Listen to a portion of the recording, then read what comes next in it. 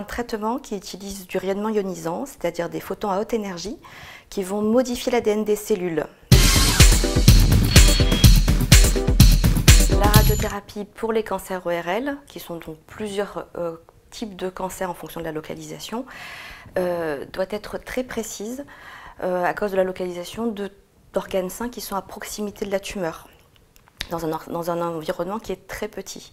Ça nécessite un masque pour un traitement qui est reproductible et précis, et une préparation qui est souvent assez longue.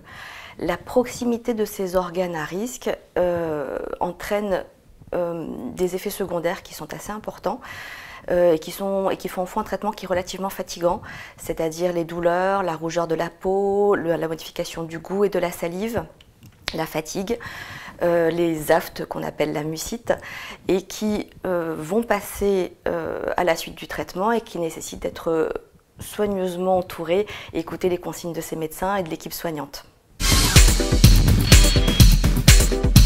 On a un panel de machines qui est de plus en plus complet pour traiter les différentes situations de cancer, en particulier en ORL. On a des machines plus rapides et plus précises pour le VMAT, comme la dernière machine Versa HD. On a aussi des machines qui permettent de traiter de grands volumes, comme la tomothérapie, ou des volumes complexes. Et à contrario, on a des techniques comme la stéréotaxie qui permettent de traiter de petites tumeurs, des récidives ou des métastases, avec de fortes doses dans un petit volume et une très grande précision. Enfin, nous avons la protonthérapie qui a quelques indications très particulières et qui nous permet notamment de faire des réirradiations en base du crâne qui ne seraient pas possibles avec nos autres machines habituelles.